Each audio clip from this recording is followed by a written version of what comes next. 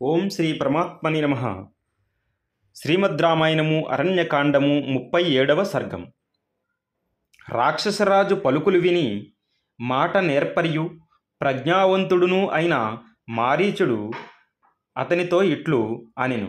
ఓ రాజా, ఆపదలు వచ్చి పడినప్పుడును యజమాని యొక్క హితాహితములను పట్టించుకొనక ఆయన కడ ప్రాపకమును సంపాదించుట ద్వారా తాము లాభపడుటకై ఇచ్చుకపు మాటలు ఆడువారు ఈ లోకమున కోకొల్లలు. తాత్కాలికముగా అప్రియముగా కనపట్టినను దీర్ఘకాలము మీద యజమానికి మేలుగూర్చెడి మాటలను పలికెడి వారే ఉండరు, పలికెనను వినుడువారును అరుదు. ఓ ప్రభు, నీకు సరి అయిన గూఢచారులు లేరు, నీవు చపలుడవు కనుక మహావీరుడైన శ్రీరాముని గూర్చి నిజముగా నీవు ఏమాత్రమూ తెలుసుకొనలేకున్నావు.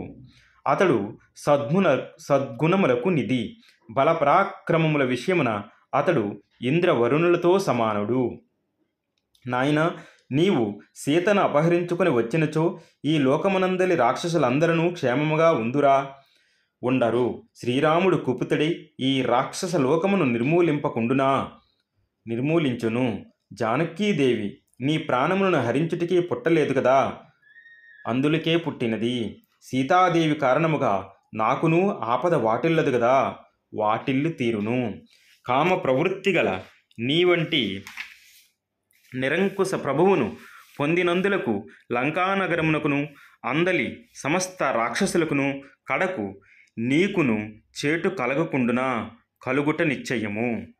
నీ వంటి కామాతురుడు, దుష్ట స్వభావము గలవాడు, పాపపు ఆలోచనలు గలవాడు, మతిలేనివాడైన రాజు తాను నశించుటియే కాక తన బంధుమిత్రులకును దేశ ప్రజలందరికీ వినాశనమును తెచ్చిపెట్టువాడగును. కౌసల్యాసుతుడైన శ్రీరాముడు తండ్రిచే వెడలగొట్టబడలేదు. ఏ విధముగను ధర్మ మార్గమును తప్పడు. అతడు లోభి కాడు, ఉదారుడు, సచ్చీలుడు, ఉత్తమ క్షత్రియుడు, ధర్మగుణ శోభితుడు, ధనుర్ధారులలో శ్రేష్ఠుడు, పరాక్రమశాలి, క్రౌర్యమును ఎరుగనివాడు, సమస్త ప్రాణుల యొక్క హితమునకే పాటుపడుచుండువాడు. నాయన, సత్యసంధుడైన దశరథుడు కైకేయి యొక్క కుతంత్రములో చిక్కుకొనుట గమనించి ఆయన మాటను నిలబెట్టుటకై శ్రీరాముడు తానుగా వనములకు వచ్చెను. కైకేయికి ప్రియమును గూర్చుటకును తండ్రి వాగ్దానమును నెరవేర్చుటకును అతడు దండకారణ్యమును ప్రవేశించెను. రావణ, శ్రీరాముడు కఠినాత్ముడు కాడు, సకల విద్యా విశారదుడు, ఇంద్రియ నిగ్రహము గలవాడు. రామును గూర్చి నీవు వినినదంతయును పలికినవన్నీను అసత్యములు. ఆ సత్పురుషుని గూర్చి నీవు ఇట్లు పలుకవలదు. అతడు ధర్మస్వరూపుడు, నిరుపమాన పరాక్రమశాలి, దేవతలకు ఇంద్రుని వలె అతడు సమస్త లోకములకును ప్రభువు. శ్రీరాముని భార్యయగు సీతాదేవి యొక్క ప్రాతిపత్యమే ఆమెకు భద్ర కవచము. సూర్యకాంతి వలె ఆమెను హరించుట అసాధ్యము. అట్టి సీతను బలవంతముగా కొనివచ్చుటకై నీవు ఎట్లు సాహసించుచున్నావు? శ్రీరాముడనడి అగ్నికి మెరయుచున్న శరములే జ్వాలలు, ధనుర్బాణములను ధరించిన శత్రువులే దానికి ఇంధనములు. అందువలన అది తేరి పారజూడరానిది.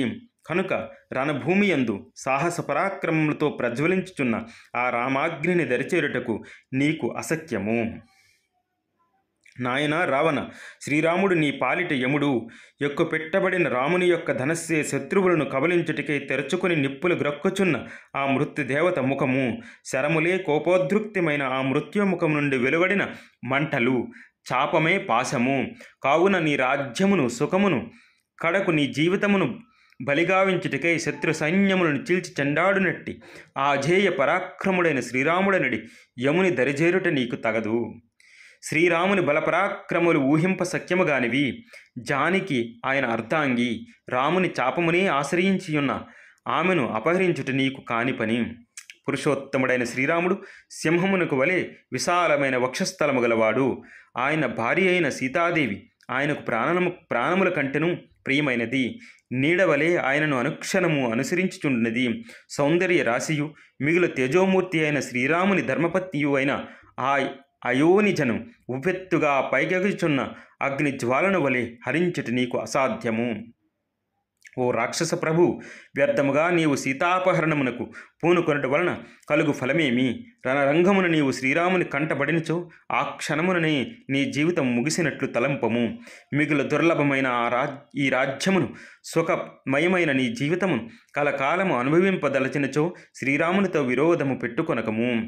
ఓ రాక్షసరాజా, ధర్మాత్ములైన విభీషణాదుల తోడను, ముఖ్యులైన మంత్రులందరి తోడను లోతుగా చర్చించిన పిమ్మటనే నీవు ఒక నిత్యమునకు రమ్ము.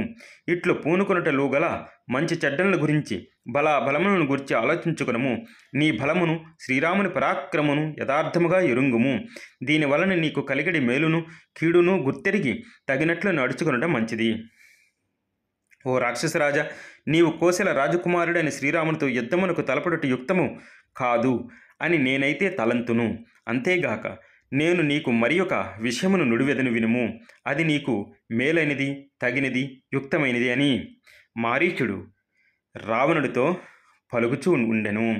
ఇత్యార్షి శ్రీమద్ రామాయణ వాల్మీకియే ఆదికావ్యే అరణ్యకాండే 37 సర్గః.